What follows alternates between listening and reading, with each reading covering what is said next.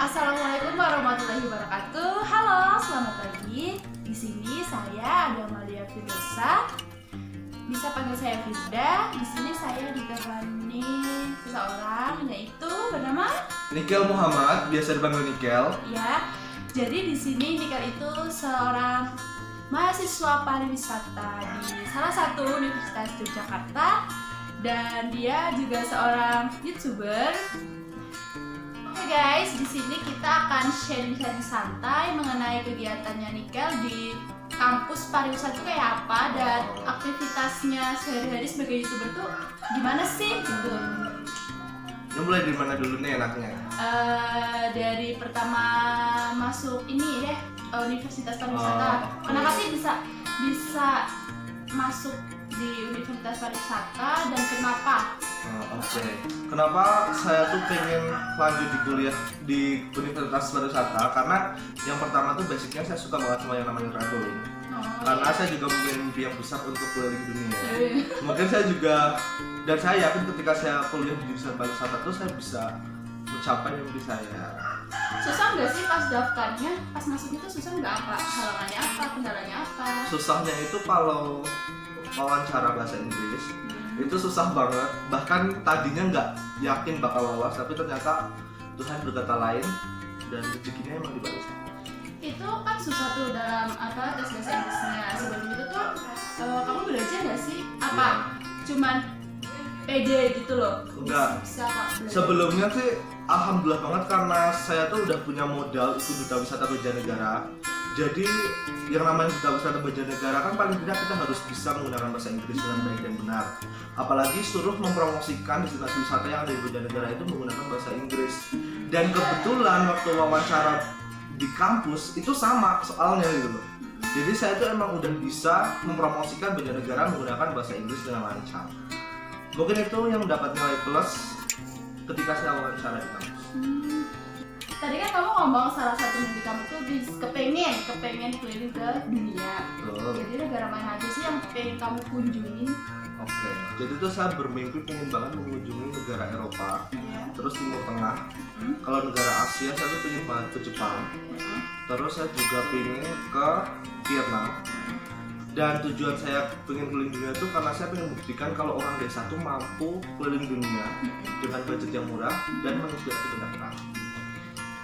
Kamu punya target nggak sih buat keliling ke negara mana dulu? Misal Eropa dulu atau Vietnam dulu? Nah, Gitu. kalau target ya betul negara yang dekat dengan Indonesia dulu.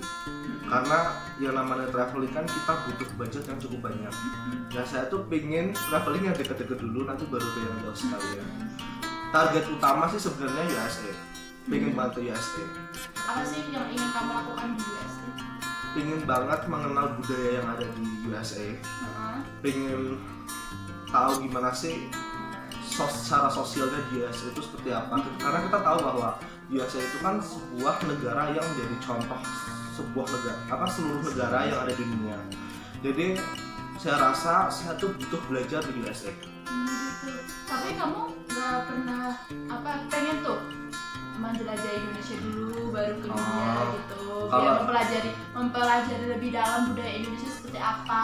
Oke, sebenarnya sih itu udah pengen, tapi target utamanya justru saya pengen keluar dulu, Baru ke dalam. Karena memang dari awal udah pengen banget. Itu kamu tuh pengennya traveling sendiri atau sama teman-teman? Enggak, atau sama enggak. partner? Pengennya sama teman, awal-awal sama teman, tapi suatu saat sendiri. Kamu kok pengen keliling dia tuh dengan uang sendiri atau pengen ada yang kayak endorse gitu sih?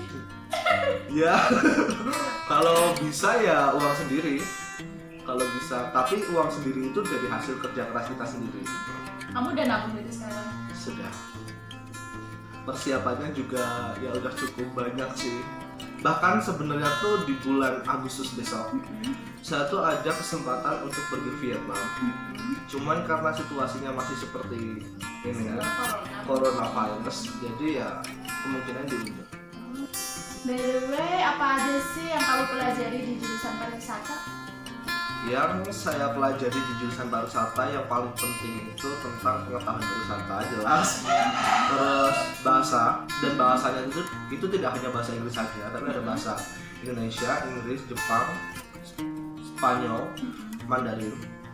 Terus yang jelas saya tuh bisa tahu bagaimana cara mengelola desa wisata dengan baik dan benar. Sebelumnya kan saya memang tahu tentang apa itu desa wisata, tapi saya tidak tahu tentang teoritisnya. Prakteknya pun juga tidak tahu. Nah, di pariwisata kita diajarin semua. Bahasa apa aja sih yang kamu udah bisa? Untuk bahasa ya sedikit demi sedikit ya. Bahasa Indonesia, Inggris, Jepang. Coba dong ngomong bahasa Jepang. Oh, bahasa Jepang ya. Oke. Hayo gozaimasu, watashi wa namae wa Nikal Muhammad desu. Watashi wa Banjarnegaraから来ました。私は歌うことが好きです。私の夢は夢の歌手になることです。そしてそれに向かって頑張りたいと思います。ありがとうございます。 Oke, artinya apa? Jadi itu perkenalan, nama saya Nikal Muhammad, bisa dibantu Nikel. Saya berasal dari Banjarnegara, Jawa Tengah. Itu kayak gitu. Oh, gitu. Terima kasih banyak. Kalau bahasa Mandarin Kalau Mandarin sih belum terlalu ini. belum menguasai, tapi lebih kalau Jepang sama Inggris lebih menguasai mana? Inggris. Coba ngomong bahasa Inggris. Tentang apa nih? Perkenalan lagi? Yes. Oke. Hello everyone, let me introduce myself. My name is Nikal Muhammad. I come from Kalibuning, Banjarnegara. My hobby is drawing, painting, singing, and traveling. And I have a big dream to go all around the world. And yes, I think that's enough. Oke.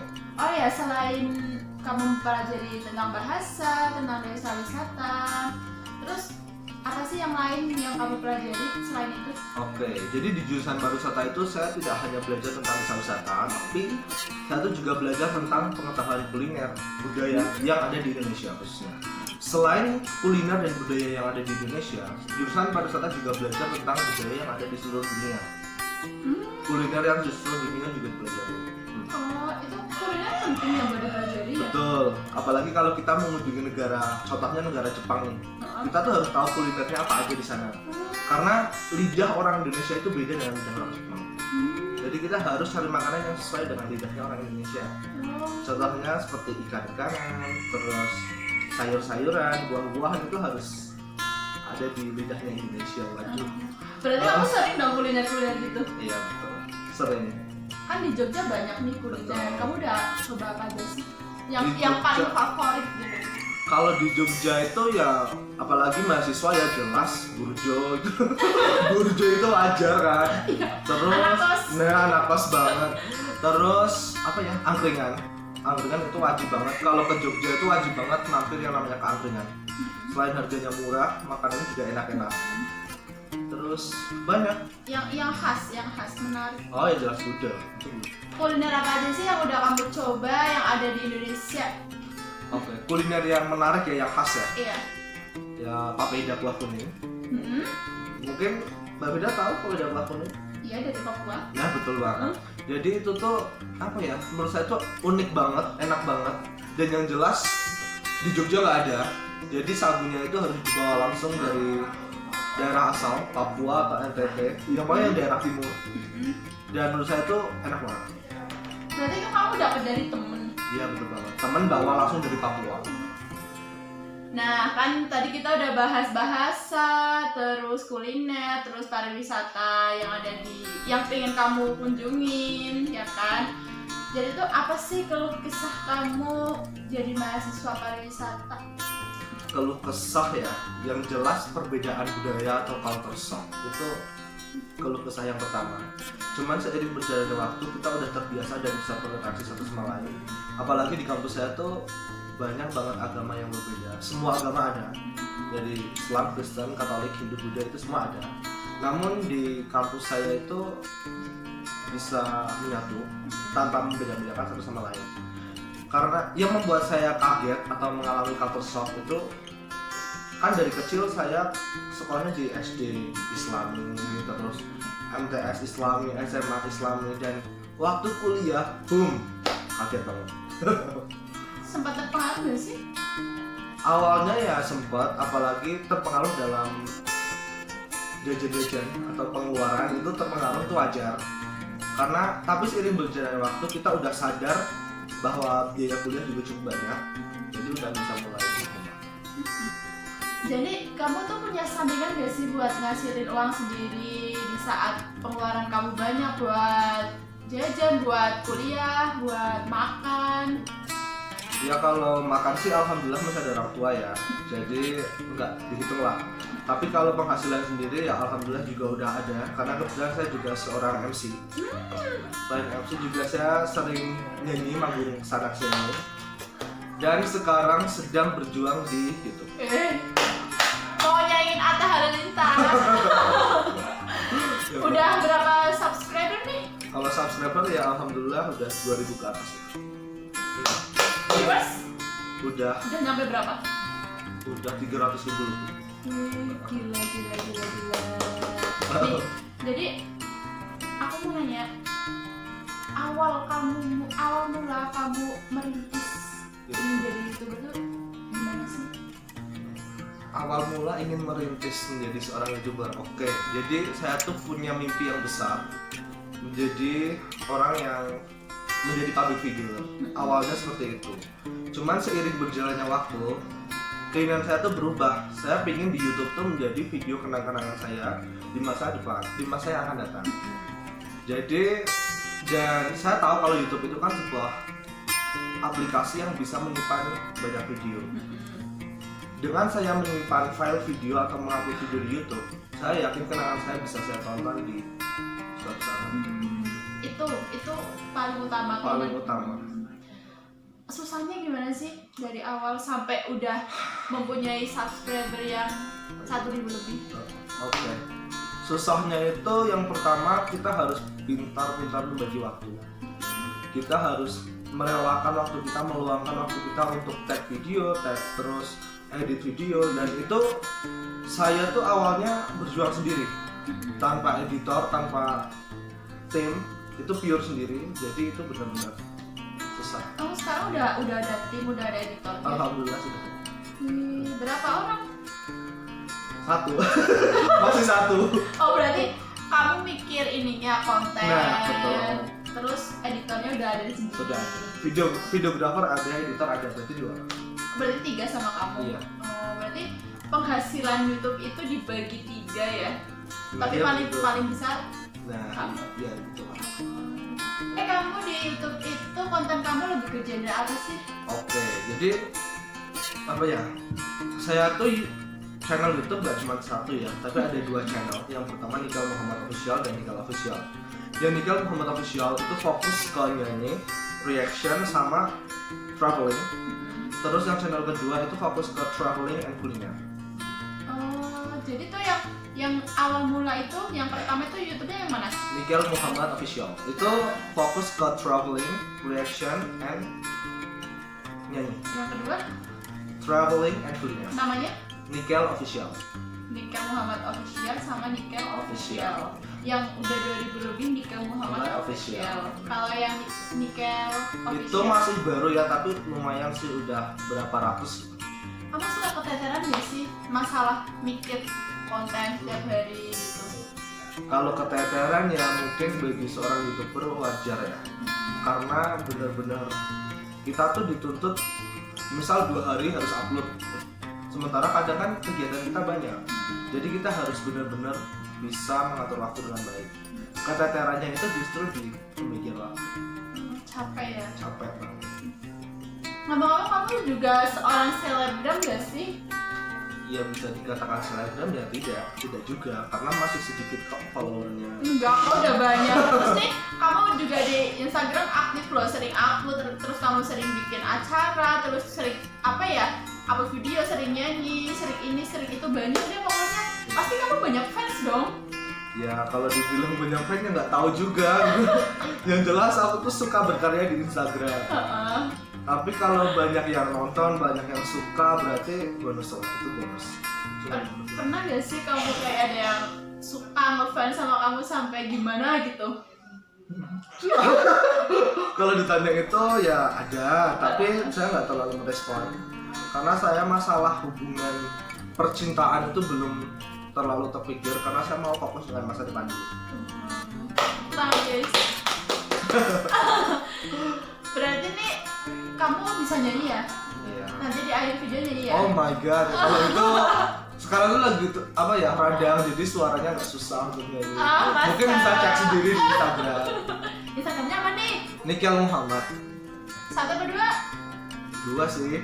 yang satu Nikel Muhammad, yang satu Nikel Official. Oh, kalau yang Nikel Official itu udah banyak belum sih kalau sih? Belum, itu IG baru dan fokus untuk post Gitu. foto. Oh, foto. Foto-foto. Oh, foto-foto yang Foto-foto kehidupan sehari-hari. Traveling, kuliner, atau foto YouTube juga saya posting di Nikel terus Official. kalau yang ini yang Nikel Muhammad? Kalau yang Nikel Muhammad itu fokus ke nyanyi atau video-video sama endorse. Oh, endorse juga. Sering endorse apa aja nih? Kalau biasanya yang sering endorse itu ada makanan-makanan ringan atau banyak sih, bisa cek sendiri mungkin di Instagram. Kamu tuh endorse-nya apa aja sih? Ada syarat tersendiri nggak kalau orang endorse kamu atau suatu apa ya kayak pedagang kayak onsop gitu mau endorse kamu tuh ada syarat tersendiri nggak sih? Oh itu. Kalau saya tuh endorse-nya biasanya ada barang-barang yang pertama. Contohnya kayak kemarin endorse foto Polaroid. Terus ada kuliner-kuliner yang lagi hits di Kalibening khususnya. Biasanya para penjual tuh langsung menghubungi saya langsung untuk review lah atau mempromosikan lah. Dan untuk syarat mungkin ya tinggal negosiasi aja, kerjasama aja. Syaratnya ya apa aja lah. Ntar aku siap Berarti ngedengerin nggak apa ribet aja. ya? Nah nggak ribet, nggak neko-neko kalau sama aku. Ya kalian kalau mau endorse ke Nikel Muhammad aja bisa kabarin di Instagramnya Nikel Muhammad dan Nikel Official. Oke. Nah, dari kegiatan kamu mahasiswa pariwisata terus YouTuber itu kan kamu ada penghasilan tersendiri ya, banyak loh, dari MC terus endorse dari gitu juga ada. Itu tuh kamu gunain buat tabung atau buat kamu seneng-seneng dulu kesana kemari makan ini makan itu beli ini kan biasanya anak muda tuh kayak gitu. Betul. Nah kamu gunain itu buat apa sih? Oke. Apa dikasih ke orang tua? Ya kalau penghasilan saya itu biasanya saya tabung, ada juga yang buat tabung tapi nggak semuanya saya tabung. Iya. Pasti ada beberapa uang yang saya sisihkan untuk ditabung. Dan ada juga yang buat senang-senang itu pasti. Heeh. Terus buat orang tua juga. Gila, hebat banget. Udah muda, ganteng, masih jomblo loh, uangnya banyak, kegiatannya banyak, masa depannya udah terjamin, udah nabung dari sekarang. Gila sih. Dia juga sekolahnya kamu ini ya, beasiswa juga ya? Ya alhamdulillah dapat beasiswa. Hebat banget. Nah, by the way, apa sih pesan kamu nih buat generasi muda biar bisa kayak kamu berkarya sedari muda, terus kayak banyak prestasi gitu buat tunjangan di masa depan, udah nabung dari muda gitu kan? Gila, udah jelas masa depannya gitu. Apa sih pesan kamu buat mereka? Pesan buat kalian, buat kalian ya yang jelas. You must do the best, be the best, and for the best, and you must believe about yourself. Dan yang paling penting itu kalian harus rubah mindset kalian menjadi mindset yang jauh, punya mimpi yang tinggi. Nggak usah abaikan kata-kata orang yang menganggap lah mimpi kamu ketinggian, itu di blacklist aja gitu. Kan itu hak kamu punya mimpi yang tinggi. Nah mungkin itu saja, bermimpilah setinggi mungkin.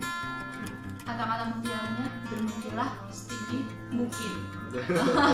Oke, ya mungkin itu saja ya. Makasih untuk Nikel Muhammad udah sharing-sharing tentang kegiatannya sebagai mahasiswa pariwisata, kegiatannya sebagai seorang YouTuber dan seorang